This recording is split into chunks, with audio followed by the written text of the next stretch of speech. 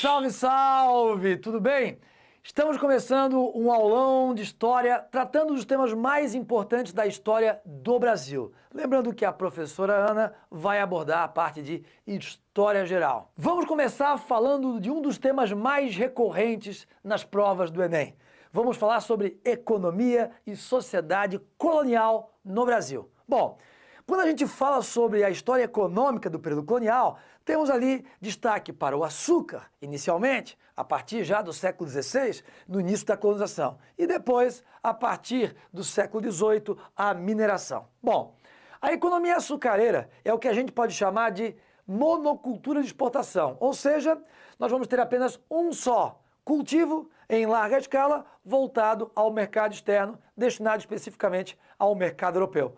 Vamos lembrar que o açúcar é um produto de clima tropical, raro e valorizado na Europa. Bom, teremos aqui a parceria holandesa.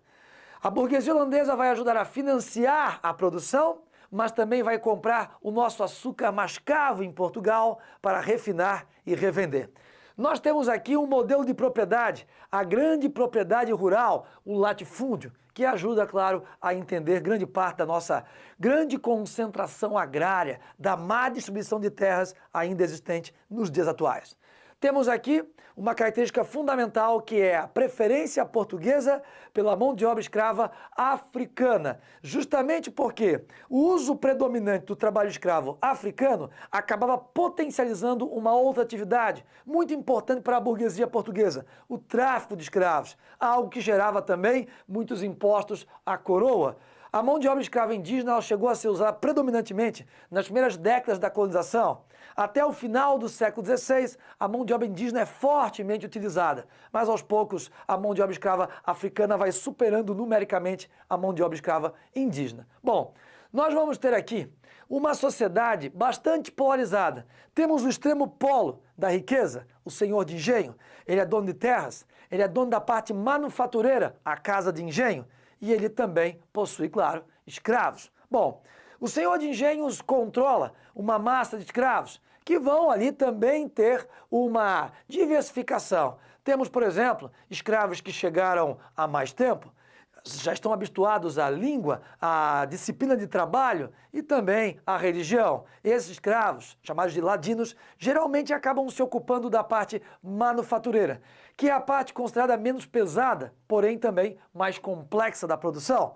Teremos ainda os escravos novos, ou boçais, que chegaram há menos tempo, conhecem pouco da língua, da religião, do processo de produção e se ocupam da parte mais pesada, também mais simples, o trabalho no canavial.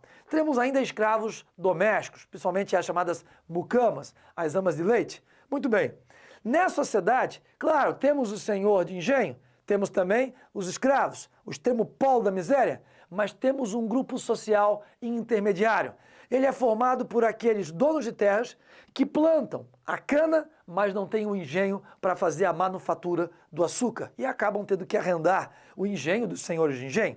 Temos ainda aqueles que nem terras possuem, mas possuem algum capital para arrendar a terra de um senhor de engenho e depois arrendar também a parte manufatureira, a casa de engenho.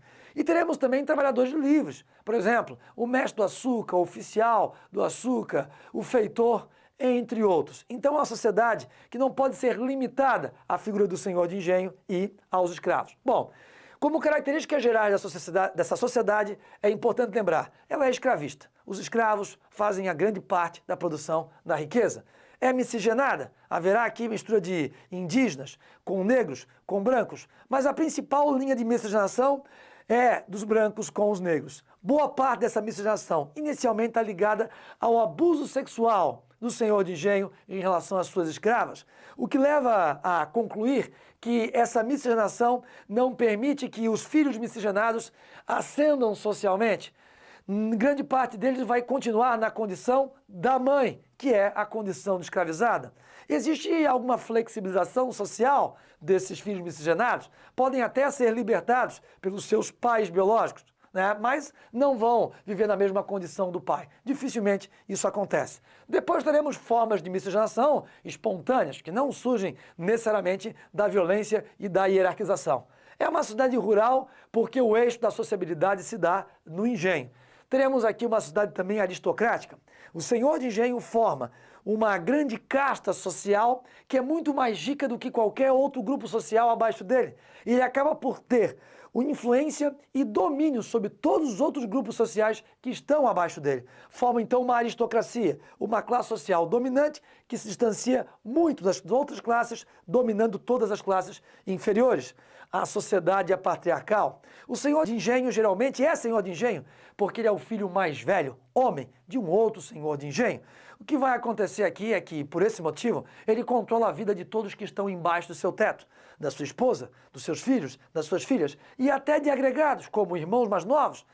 Define o casamento de suas filhas, das suas sobrinhas e de todos aqueles que estão abaixo do seu teto. A posição social da mulher está basicamente destinada à vida doméstica. Muito bem, nós vamos ter aqui como principais formas de resistência à escravidão as revoltas e fugas, formando comunidades de escravos fugitivos, como os quilombos. Lembrando que a Constituição de 88 prevê a demarcação de terras das comunidades chamadas de quilombolas, ou seja, remanescentes dessa cultura de resistência, que preserva elementos tradicionais também da cultura originária desses povos. Temos ainda aqui negociações, como por exemplo a brecha camponesa. Os escravizados vão ter ali a possibilidade de desenvolver hortas de subsistência para incrementar a sua alimentação. É uma forma de não aceitar a precária alimentação imposta pelo Senhor.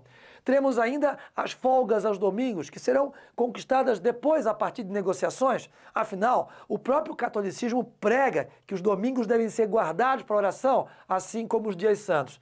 E o sincretismo religioso. Haverá imposição do catolicismo aos escravizados? A função de impor o catolicismo é do Senhor, claro que com a ajuda da igreja, mas como o escravizado frequenta a igreja poucas vezes ao longo de um mês, a gente vai ter ali um ambiente propício à preservação da cultura religiosa desses escravizados. Se impõe o catolicismo, mas se preserva muito da religião tradicional desses povos. Nós vamos ter como um dos elementos desse sincretismo religioso, por exemplo, a Umbanda, né, que é uma religião afro-brasileira e que que traz elementos originários, por exemplo, do Candomblé, que é uma religião originariamente africana. Chegando aqui, na virada do século XVII para o século XVIII, as bandeiras que saem de São Paulo vão para o interior, de onde hoje é Minas, também Goiás e Mato Grosso, e encontram lá minas de ouro, minas de diamantes também, e temos aí o início de uma rica e intensa atividade mineradora. Durante a mineração haverá um maior rigor fiscal da metrópole sobre a colônia. O imposto do quinto, 20% de todo o ouro extraído, deve ser destinado à coroa. É a principal forma de tributação. As casas de fundição recolhem o ouro, derretem o ouro, e transformam o ouro em barras timbradas com o selo da coroa. É uma forma de combater o contrabando.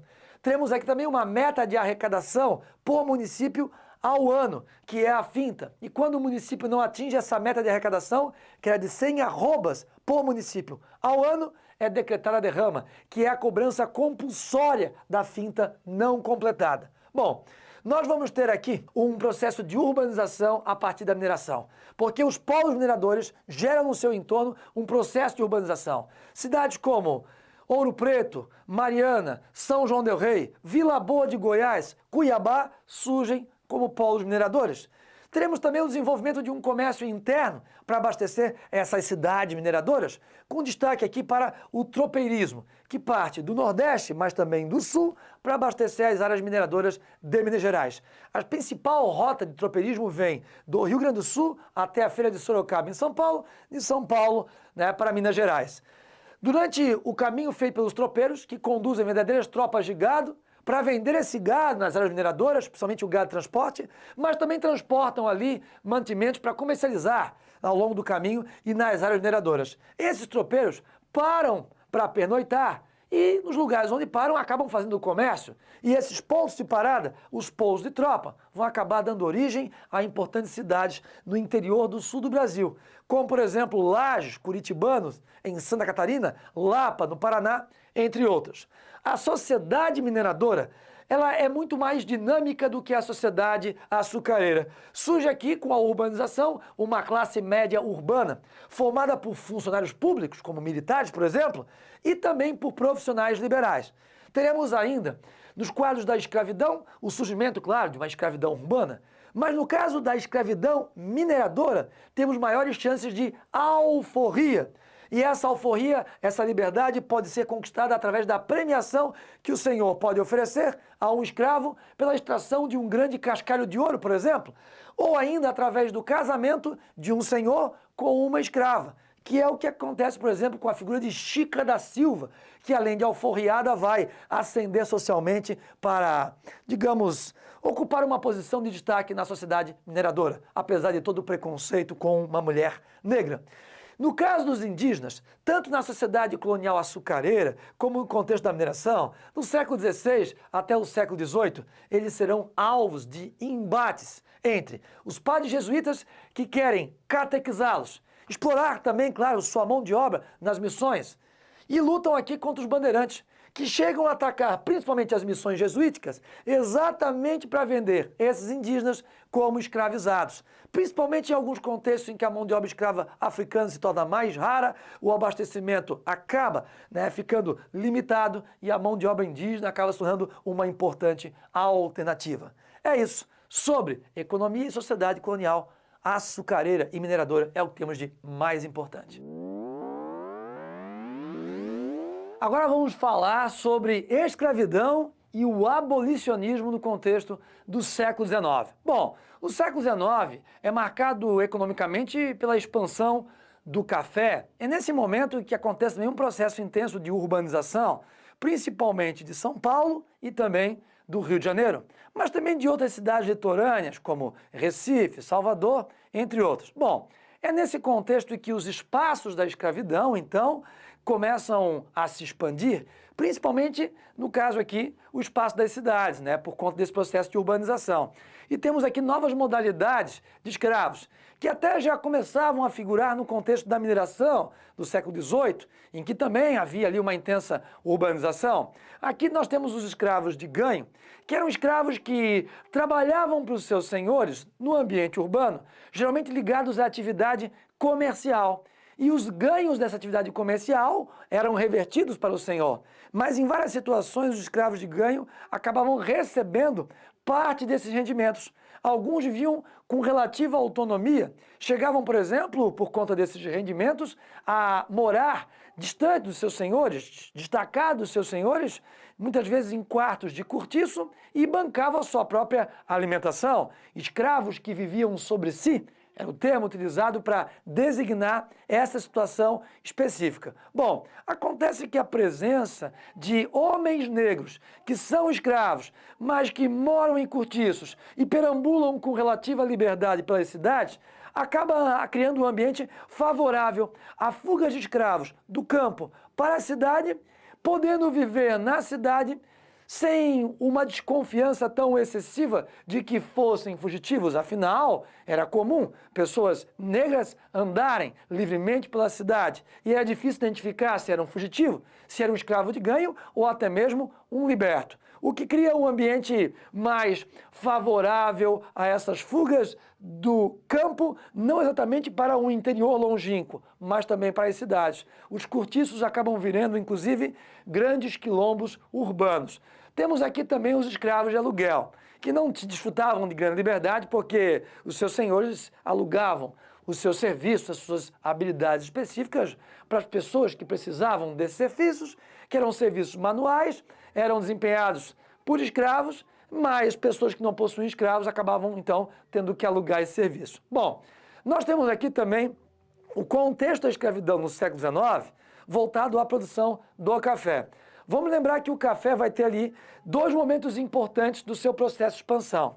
Entre os anos 1830 e 1870, o café se concentra principalmente na região do Vale do Rio Paraíba do Sul, o Vale do Paraíba, que seria ali uma região paralela ao litoral, mas uma região interiorana, entre o Rio de Janeiro e São Paulo. Ali predomina a mão de obra escrava. Aí depois, quando o café começa a expandir-se para a região do oeste paulista, para o sul de Minas, aí é o momento, a partir da década de 1870, em que já foi proibido os tráficos de escravos da África para o Brasil. E é nesse contexto, então, que o Brasil vai trazer imigrantes europeus e o trabalho do café no oeste paulista vai acabar usando principalmente a mão de obra livre do imigrante europeu. Vamos falar aqui sobre as leis abolicionistas que marcam esse processo de transição do trabalho escravo para o trabalho livre. É importante lembrar que existia uma pressão externa, uma pressão inglesa, para que o Brasil acabasse, por exemplo, com o tráfico de escravos e, aos poucos, com a escravidão. A ideia era substituir o trabalho escravo pelo trabalho livre, porque o trabalhador livre e assalariado teria renda para consumir industrializado dos ingleses. A Inglaterra visava, então, a ampliação do seu mercado consumidor no Brasil. A primeira lei abolicionista importante é a Lei Feijó, de 1831, que vai acabar considerando livres todos os africanos que adentrassem o Brasil a partir da data da lei. Era uma lei, então, que acabava proibindo o tráfico de escravos. Essa lei foi aprovada por pressão dos ingleses, mas ela não vai ser cumprida, ela vai ser boicotada pelas elites, que eram as elites escravocratas, que governavam, na prática, o país durante o governo regencial. Por isso essa lei, que proibiu o tráfico de escravos, mas não foi cumprida na prática, ficou conhecida como Lei para Inglês Ver. Bom, só vamos ter efetivamente o fim do tráfico de escravos, a proibição do tráfico de escravos, em 1850, com a Lei Eusébio de Queiroz. Importante lembrar que essa lei, na verdade, é consequência de todo um colapso do comércio atlântico de escravos, depois que a Inglaterra aprova a Lei Bill Aberdeen, que autoriza a marinha inglesa a aprisionar navios negreiros que atravessassem o Atlântico, comercializando escravos. Isso traz um risco muito grande ao tráfico de escravos, inviabiliza cada vez mais o comércio de escravos e leva o governo a aprovar a Lei Eusébio de Queiroz. A gente vai ter ainda o comércio interno de escravos, o comércio interprovincial, porque ele acaba, ele continua sendo permitido. Em 1871, temos aqui a Lei do Ventre Livre, que vai ser assinada pela princesa regente Isabel, no dia 28 de setembro de 1871. É aqui que surge a identificação da princesa com a causa abolicionista. A Lei do Ventre Livre considera livres todos os filhos de escravas nascidos após a data da lei. Mas a mãe não será libertada.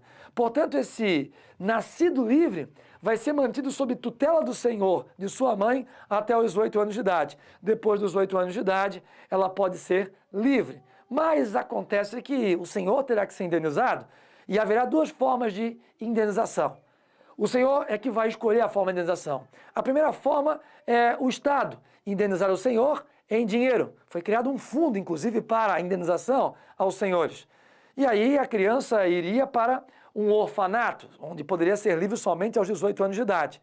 Acontece que os primeiros contemplados por essa lei completariam 18 anos só em 1889. A Lei Áurea foi aprovada um ano antes, então uma lei pouco eficaz. Mas havia a possibilidade, a maioria dos senhores preferia uma outra modalidade. A criança pagaria a indenização na forma de trabalho, 13 anos de trabalho, até os 21 anos de idade. Bom, mas as primeiras a serem contempladas por essa lei completariam 21 anos em 1892. A Lei Áurea foi aprovada 4 anos antes. Então, outra lei com baixíssima efetividade. Bom, em 1885 vai ser aprovada a Lei dos Sexagenários. Essa lei vai considerar livres todos os escravos com mais de 60 anos, mas era muito difícil o escravo chegar a essa idade. Mas a questão não é só essa, é que o escravo deveria indenizar o seu senhor. Só que a partir de 65 anos não haveria mais a necessidade de indenização. Então, com mais de 65, o escravo seria efetivamente livre. Mas se ele tivesse entre 60 e 65 anos, ele deveria indenizar o seu senhor com até 3 anos de trabalho, sem ultrapassar a idade de 65 anos de idade. Finalmente, em 1888, 13 de maio, acontece aqui a sanção da Lei Áurea pela princesa Isabel, depois de uma lei proposta pelo ministro da Agricultura, aprovada na Câmara e no Senado. É importante lembrar que a Lei Áurea acaba com a escravidão, mas ela não cria nenhuma contrapartida do Estado para inserir essa mão de obra agora livre no mercado do trabalho livre assalariado. Pelo contrário, O que houve foi, na verdade, uma gradativa exclusão dos libertos dessa sociedade do trabalho livre, porque o trabalho livre passou a ser gradativamente ocupado por imigrantes que foram trazidos para o Brasil justamente no início desse processo de transição do trabalho escravo para o trabalho livre. O que vai restar aos libertos é o submundo do trabalho informal e, digamos, com remuneração muito baixa. Nós vamos ter aqui também um outro contexto que é o seguinte: o escravo, depois da abolição, ele sai da senzala e vai morar nos cortiços, improvisados, em condições precárias, principalmente das grandes cidades, mas vamos ter depois políticas de remoção urbana, demolindo cortiços, como acontece no Rio de Janeiro, entre 1902 e 1906, o que arremessa esses escravizados para a periferia. E no Rio essa periferia é o morro, e aí temos o contexto da favelização. É da senzala para o cortiço, do cortiço para a favela, para o morro. Mas a Lei Áurea, ela foi aprovada também por uma grande mobilização da sociedade brasileira.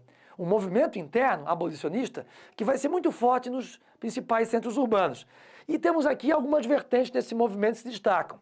A Confederação Abolicionista, de José do Patrocínio, André Rebouças, duas lideranças negras, e também do senador branco Joaquim Nabuco. A Confederação Abolicionista, ela vai apoiar uma campanha de abolição que acontece principalmente através dos clubes abolicionistas, que promoviam festas, bailes para arrecadar fundos para a compra de alforrias. Temos ainda o ativismo judicial de Luiz Gama, um homem negro que se tornou um autodidata em direito e virou um rabla, um advogado autodidata. E o Luiz Gama vai evocar o uso da Lei Feijó para libertar escravos que entraram no Brasil depois de 1831. Porque a Lei Feijó ficou conhecida como lei para inglês ver, mas ela não foi anulada, ela não foi revogada. E Luiz Gama vai fazer uso dessa lei para libertar escravizados que entraram depois da data dessa lei. E essa lei dizia que aqueles que entrassem depois da data da lei serão considerados livres. Temos aqui ainda o Chico da Matilde, apelidado de Dragão do Mar. Ele vai promover uma greve no Ceará, que é a greve dos jangadeiros, em 1881. Aqueles que transportavam escravos de navios maiores para o cais do porto. E eles vão se negar a transportar escravos. Isso vai colapsar o comércio de escravos na província do Ceará. 3 anos depois, por conta desse colapso, a província do Ceará vai declarar que não há mais escravos na província. O Ceará é apelidado, então, de Terra da Liberdade. Teremos ainda a Ordem dos Caifazes, que vai ter inicialmente o ativismo do próprio Luiz Gama e depois de Antônio Bento. A Ordem dos Caifazes cria uma rede de proteção à fuga de escravos. E eles serão principalmente abrigados num quilombo, o Quilombo Jabaquara. E depois que acaba a escravidão no Ceará em 1888, eles também serão apoiados para serem destinados ao Ceará, onde não havia mais perseguição de escravos fugitivos. A década de 1880 é marcada por um quadro de intensas fugas de escravos. Havia ali um temor de uma forte e ampla convulsão social. E foi nesse contexto que a Lei Áurea foi aprovada, para justamente evitar essa possível grande convulsão social. Bom, olha só, as leis que surgem após a abolição em relação à questão do afrodescendente no Brasil. Curiosamente, a Lei Áurea proíbe a escravidão, mas ela não penaliza quem explora o trabalho escravo. O crime de exploração do trabalho escravo só surge no Código Penal de 1940, que é a lei usada até hoje para punir aqueles que exploram trabalho considerado análogo à escravidão. Em 1951, finalmente surge uma lei para punir o preconceito racial. É a Lei Afonso Arinos, que é a lei que vai considerar contravenção penal, mas não crime exatamente passível de prisão. E as punições serão brandas para caso de injúria racial. A Constituição de 88 vai prever o reconhecimento e a demarcação de terras de remanescentes quilombolas. E ela prevê também a criminalização do racismo. Só que essa lei precisa ser tipificada no Código Penal, e essa tipificação vem em início de 1989 com a Lei de Crime Racial, que pode gerar a prisão de até 5 anos por racismo. Lembrando que recentemente houve a equiparação entre a lei de injúria racial e a lei de racismo. Injúria racial sendo, na verdade, uma ofensa a uma coletividade. Agora, o crime de racismo é uma ofensa pessoal, só que as duas formas de contravenção penal, de crime, acabaram sendo equiparadas. Lembrando que também o STF reconheceu recentemente que a homofobia também é equiparada ao crime de racismo. Sobre escravidão no século XIX e o contexto de emancipação dos escravos, o processo abolicionista é o que temos de mais importante. Vamos falar agora sobre a Primeira República, período da história do Brasil que começa com a proclamação da República em 1889 e vai até a Revolução de 30. Inicialmente, a República é proclamada pelos militares e eles vão governar o país durante 5 anos, com os marechais Deodoro da Fonseca e Floriano Peixoto. Mas depois disso, a República será amplamente dominada por civis. Teremos aqui as elites agrárias governando o país. É aí que surge o que a gente pode chamar de uma política oligárquica. Nos municípios, essa política oligárquica era feita pelos coronéis. O poder do coronel, a influência que ele exercia no âmbito econômico, social e político é o que a gente vai chamar de coronelismo. O poder do coronel estava na posse das terras. Ele dominava as terras e negócios. Isso gerava uma forte dependência social à figura do coronel. As pessoas trabalhavam para o coronel, a subsistência delas dependia do coronel e por isso acabavam votando no candidato que o coronel indicasse. Essa prática é chamada de clientelismo, a dependência à figura do coronel. E claro, esse tipo de voto, de certa forma controlado pelos coronéis, é o chamado voto de cabresto. Nessa época não havia justiça eleitoral, então quem conduzia as eleições era o próprio poder executivo, junto com o poder legislativo, os próprios poderes que acabavam disputando as eleições, o que dava margem para as fraudes eleitorais, que garantiam a perpetuação de um mesmo grupo no poder por décadas. Bom, no âmbito federal, temos a partir de 1900, no governo do presidente Campos Salles, a criação da chamada República ou Política do Café com Leite. Os cafeicultores, as oligarquias paulistas e também as elites agrárias de Minas ligadas ali à pecuária leiteira vão fazer um acordo de alternância na presidência da República. Em 1902, Minas apoia um candidato paulista à presidência, Rodrigues Alves. Em 1906, é a vez de São Paulo apoiar o mineiro, Afonso Pena. E assim deveria acontecer até 1930. Bom, nós vamos ter aqui as oligarquias de São Paulo e Minas controlando as várias outras oligarquias estaduais a partir de uma instituição chamada Comissão Verificadora de Poderes, que fazia o papel que hoje é feito pela Justiça Eleitoral. Tinha o poder de, por exemplo, caçar candidaturas. E essa comissão era formada por senadores indicados pelo próprio presidente da República. E, claro, só garantiria a diplomação, a eleição, a posse dos eleitos aqueles que apoiassem esse arranjo do café com leite. Dessa forma se controlava as oligarquias estaduais através da chamada política dos governadores. Bom, o fato de São Paulo predominar na presidência vai acabar contribuindo para a proteção ao café. Isso vai acontecer a partir de 1906, no governo do presidente Afonso Pena, que é quando o governo federal vai contrair empréstimo estrangeiro para comprar o café excedente e evitar a sua desvalorização no mercado externo. Bom, esse aqui é o chamado Convênio de Taubaté. Nós vamos ter um sistema oligárquico predominando no país, mas vamos ter também movimentos que vão, de alguma forma, tensionar esse poder oligárquico e até mesmo, claro, contestá-lo.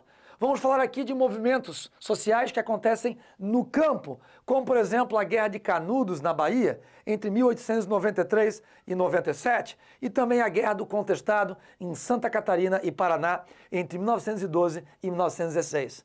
Os dois movimentos têm algo em comum.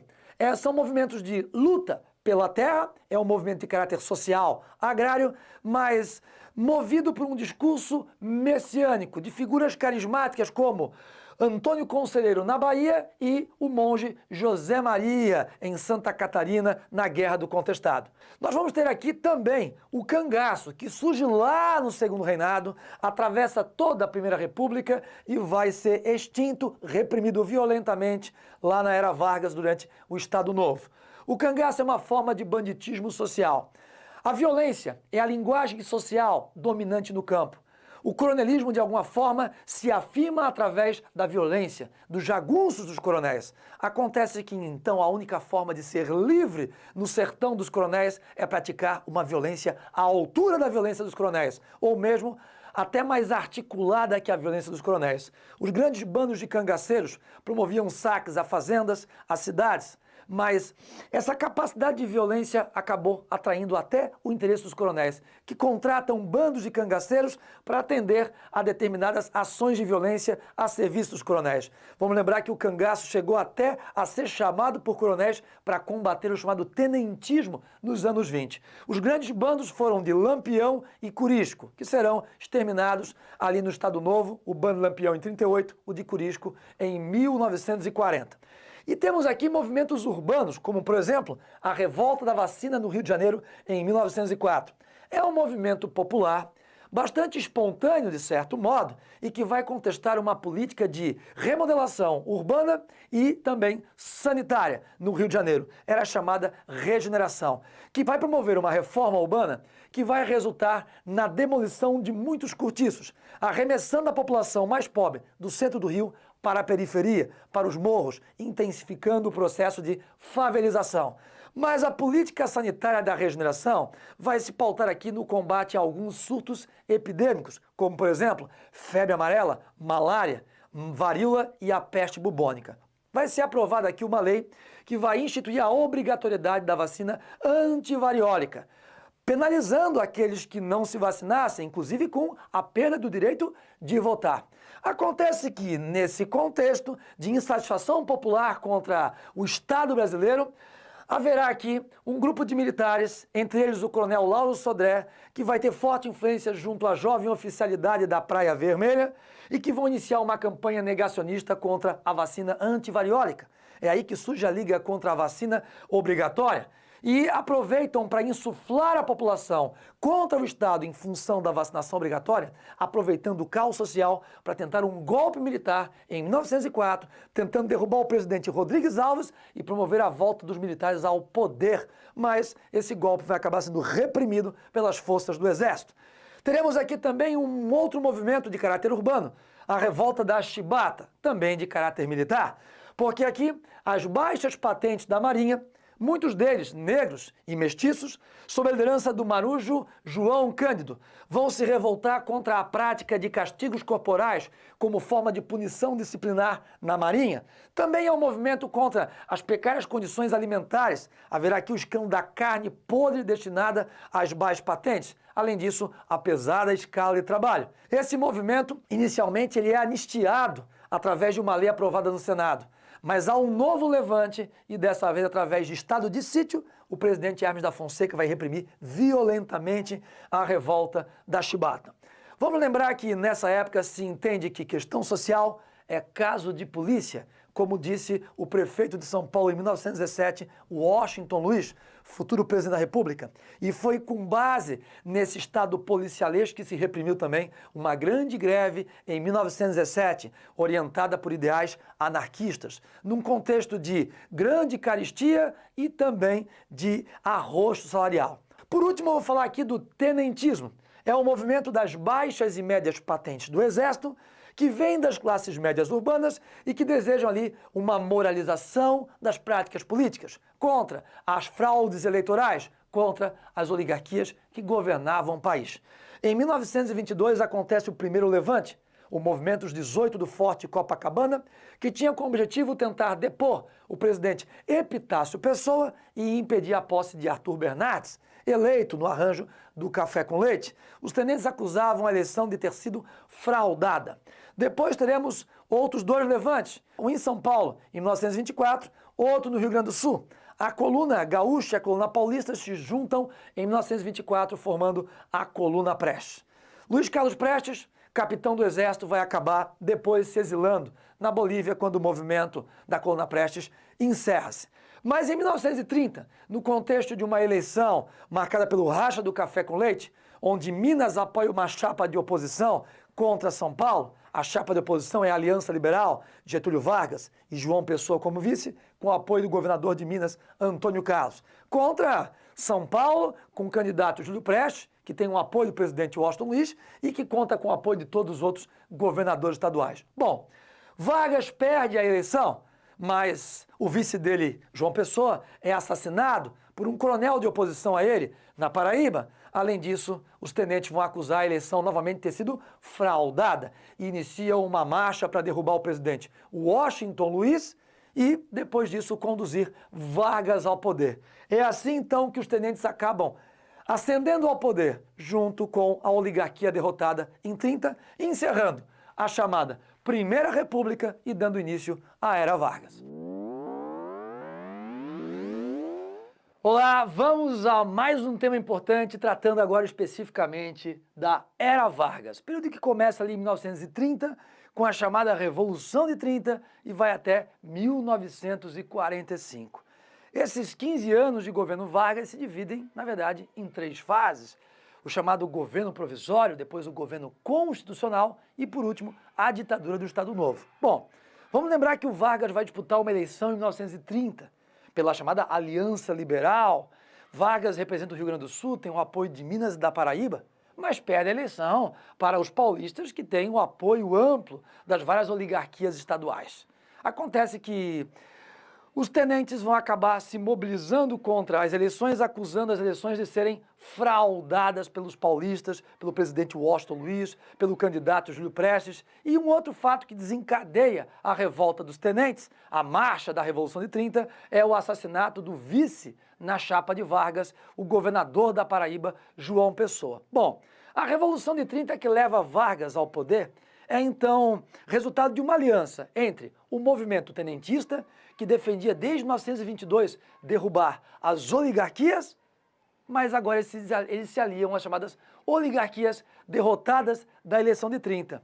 É nesse momento que Antônio Carlos, governador de Minas, e Vargas se aproximam do movimento para, junto com esse movimento, chegarem ao poder. O governo Vargas começa aqui eliminando, extinguindo de vez a Constituição de 1891, a primeira Constituição republicana, e governando via decreto. É um governo de caráter ditatorial. Bom, contra esse governo que vai destituir governos estaduais, que vai substituir os governadores das oligarquias por interventores nomeados pelo Vargas, alguns interventores tenentes, outros das oligarquias aliadas a ele. Contra essa nova forma de governar, nós vamos ter uma revolta em São Paulo. Os paulistas haviam perdido a hegemonia política nacional, perderam também a representatividade estadual e agora eles querem recuperar a hegemonia e a representatividade. É a chamada Revolução Constitucionalista de 1932. Temos aqui, claro, uma mobilização articulada pelas elites, mas também a participação de setores das classes populares, movimento operário, temos mulheres e também estudantes. Bom, inicialmente o movimento reivindicava uma Constituição que previsse eleições gerais, onde os paulistas possivelmente recuperassem a hegemonia nacional e também a representatividade estadual. Mas, diante da dificuldade disso acontecer sob o controle de Vargas, os paulistas partem para a tentativa de derrubar Vargas, via armada. Essa revolução vai durar 3 meses e, no final, os paulistas saem derrotados pelas tropas federais. Nós vamos ter uma resposta do governo Vargas a isso. Durante o processo da Revolução, ele chega a elaborar um código eleitoral, de 1932, que vai prever ali justiça eleitoral, o voto secreto, inclusive o voto feminino. E, através desse novo código, nós temos, então, as regras para eleger uma Assembleia Constituinte, em 33, que vai finalmente aprovar a Constituição de 34. Após a promulgação da Constituição, o Vargas é eleito presidente indiretamente. A própria Constituinte elege ele presidente para um mandato de 4 anos. E aí, em 38, deveriam ocorrer eleições diretas para presidente. É aí que começa, então, o governo constitucional de Vargas. Lembrando que essa Constituição, que vai fundamentar esse governo, traz aqui leis eleitorais, as leis do Código de 32, que eu já havia citado, mas também leis trabalhistas. É aqui que o Estado vai passar a regular, a tutelar as relações entre patrões e empregados, criando, por exemplo, vários direitos trabalhistas, como a jornada de 8 horas diárias, de 44 horas semanais, as férias remuneradas, licença maternidade, entre outras. mas é nesse contexto também que se estabelece um sindicalismo atrelado ao Estado. E, curiosamente, nós vamos ter como uma importante lei eleitoral aquela que prevê que esses sindicatos, controlados pelo Estado, podem eleger 40 dos 254 deputados. Isso é inspirado no regime fascista de Mussolini, no Estado corporativista da Itália. Temos aqui um Estado tipicamente corporativista. Bom, nós vamos ter aqui, diante da previsão de eleições presidenciais diretas em 38, a formação de partidos políticos. Temos aqui a ANL, que é a Aliança Nacional Libertadora, um partido de esquerda, um partido que tem por trás a figura de Luiz Carlos Prestes, que vem clandestinamente ao Brasil e que vai defender aqui um discurso anti-imperialista, em favor da reforma agrária, vai defender também a moratória, a suspensão do pagamento da dívida externa. E tem aqui, claro, uma orientação por trás, claramente socialista. E do outro lado temos a Ação Integralista Brasileira, que vai se inspirar nos ideais fascistas e nazistas defendendo um Estado autoritário. Tem aqui um discurso antiliberal e também um discurso anticomunista. Leva como lema Deus, Pátria e Família e tem como símbolo a letra grega sigma, que representa a soma, a sociedade como uma soma de forças, onde não pode haver nem a valorização do individualismo, do liberalismo e nem a luta de classes do marxismo, do comunismo. Bom, nós vamos ter aqui uma lei, a Lei de Segurança Nacional, pela qual o Vargas considera a iminente ameaça comunista no país ligada ao comunismo internacional, ao chamado Comintern. É aí que a Lei de Segurança Nacional caça o registro da ANL. E é, portanto, nesse momento que a ANL vai acabar tentando chegar ao poder pela via armada. É a chamada intentona comunista, que acontece no Rio, também em Recife e Natal, mas o movimento vai ser reprimido pelas tropas federais. Prestes é preso e sua companheira, Olga Benário, acaba sendo deportada para a Alemanha, onde vai acabar morrendo numa câmara de gás. Bom, nós vamos ter aqui, depois da intentona comunista, um golpe de Estado, que vai ser tramado a partir da publicação de um plano atribuído falsamente aos comunistas, o chamado Plano Cohen. O governo publica o plano na imprensa, cria um alarde de que há uma ameaça à segurança nacional e acaba, então, aprovando estado de guerra. E diante do estado de guerra, o governo vai lá e fecha o Congresso no dia 10 de novembro de 37 e no dia seguinte outorga a Constituição de 37, apelidada de a Polaca, porque se inspirava na legislação fascista vigente na Polônia. O governo vai fechar o Congresso, extinguir partidos, estabelecer a censura prévia. Temos aqui, então, o início da ditadura do Estado Novo. E sobre esse tema, o que é mais importante lembrar? Primeiro, o governo vai criar o Departamento de Imprensa e Propaganda, o DIP, que vai promover a censura prévia na imprensa e vai censurar, obviamente, qualquer texto que fosse crítico àquela proposta de governo e, inclusive, por exemplo, sambas que faziam ali referências à boemia, à vadiagem e que contrariavam o trabalhismo, a ideia do trabalhador disciplinado e controlado pelo Estado. E teremos aqui, além da censura, a propaganda getulista. Temos no DIP a base do populismo, onde o Vargas aparece no programa A Hora do Brasil como o pai dos pobres. Nós vamos ter também aqui uma política econômica nacionalista, pautada na criação de empresas estatais do setor de base para impulsionar o desenvolvimento da indústria de bens duráveis. As principais empresas fundadas aqui são a Companhia Vale do Rio Doce, mineradora, e a Companhia Siderúrgica Nacional, a CSN. Agora, nós vamos ter como um dos maiores legados da era Vargas a CLT, a consolidação das leis do trabalho, instituída em 1943 e que esse ano completa 80 anos. A CLT ela vai incorporar as leis trabalhistas da Constituição de 34 e também novas leis feitas entre 34 e 43, além de aprofundar o controle do Estado sobre os sindicatos, instituindo, por exemplo, a contribuição sindical obrigatória. Bom, por último, o governo brasileiro vai participar da Segunda Guerra Mundial, aliado aos Estados Unidos contra o Eixo.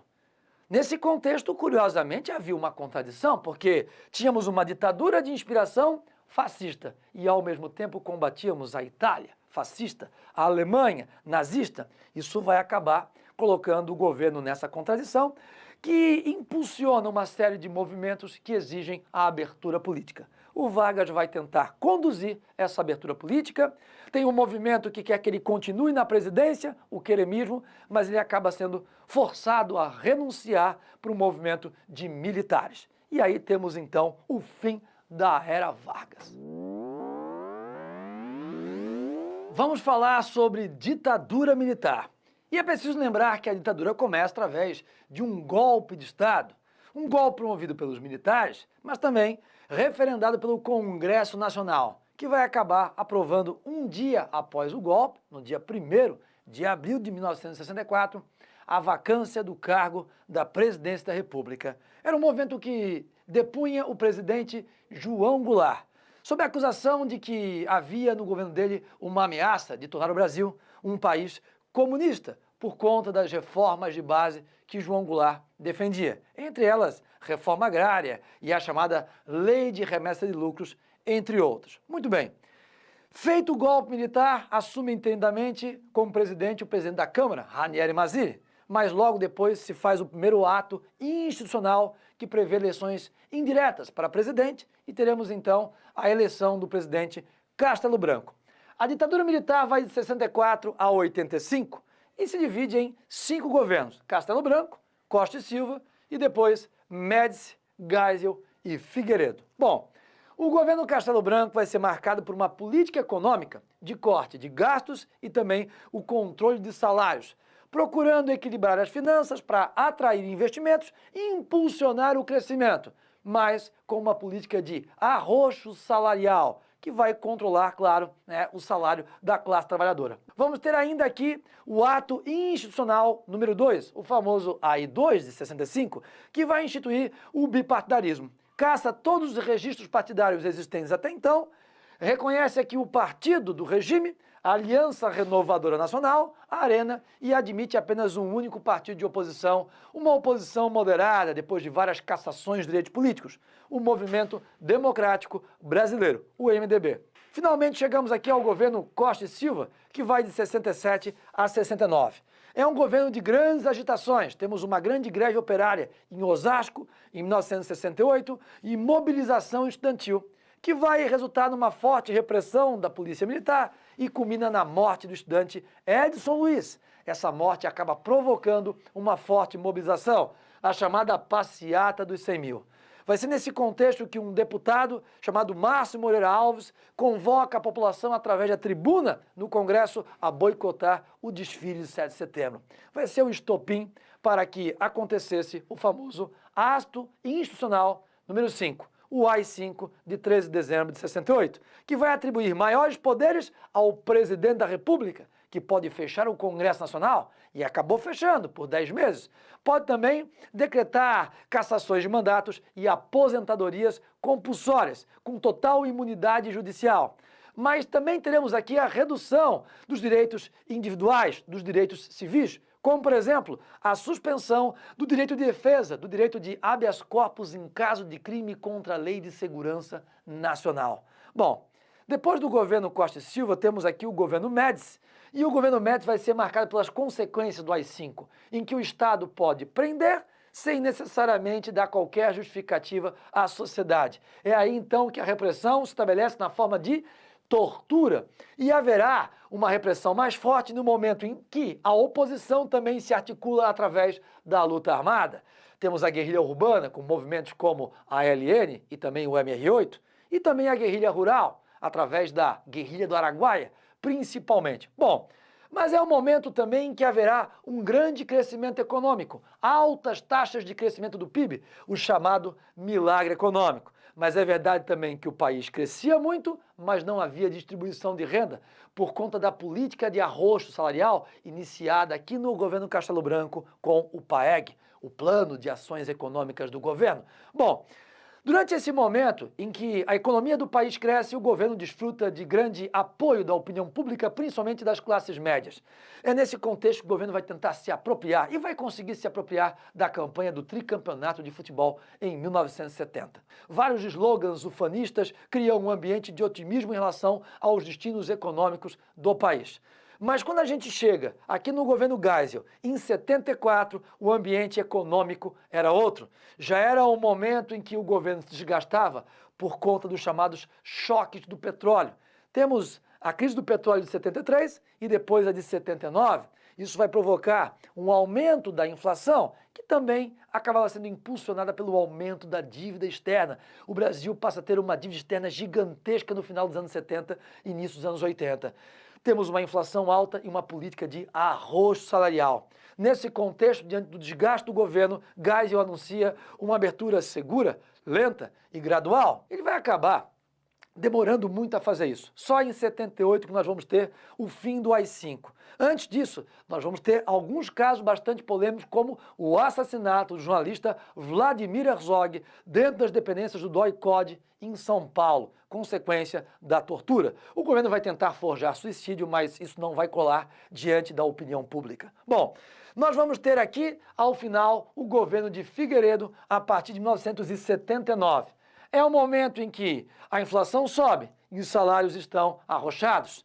Temos aqui o ciclo de greves do ABC paulista. Os metalúrgicos do ABC, sob a liderança de Lula, promovem aqui greves em 78, ainda no governo Geisel, mas também em 79, 80 e 81. É o momento em que o governo Figueiredo dá continuidade ao processo de abertura, aprovando em 79 a lei de anistia, mas que não é uma anistia ampla, geral e restrita, porque ela perdoa todos os crimes da repressão, mas nem todos os crimes da resistência, como, por exemplo, os chamados crimes de sangue. Bom, temos a anistia em 79 e em 80, uma reforma política, o pluripartidarismo. É aí que a Arena vira PDS, o MDB vira PMDB, e surgem novos partidos dividindo a oposição ao governo. O Partido dos Trabalhadores, o PT, também o PDT de Brizola e o PTB, que traz ali o legado de Getúlio Vargas. Bom, nós vamos ter aqui ainda uma mobilização pelas eleições diretas para presidente. Em 82 tivemos diretas para governador, e isso criou uma expectativa de que pudéssemos ter eleições diretas também para presidente ao fim do governo Figueiredo. É então que vai ser encaminhada ao Congresso a chamada Emenda Dante de Oliveira, que previa eleições diretas em 85. E uma grande mobilização de rua acontece entre 83 e 84, com vários partidos, com artistas, com movimentos sociais, movimento estudantil ganhando as ruas. Mesmo com toda essa pressão popular, o Congresso não aprovou a emenda Dante de Oliveira. O que vai acontecer é que em 85 temos de novo uma eleição indireta, mas dessa vez sem candidato militar. É o chamado Colégio Eleitoral de 85, onde o candidato da oposição, do MDB, Tancredo Neves, vence o candidato apoiado pelos militares, Maluf. Tancredo é eleito, mas é hospitalizado na véspera da posse, acaba morrendo e quem assume é o seu vice, José Sarney, colocando fim à ditadura militar e dando início ao período democrático, a chamada Nova República. E é isso que temos de mais importante sobre a história do Brasil, foi o que falamos nesse aulão. Desejo a você uma boa prova, grande sucesso e felicidades.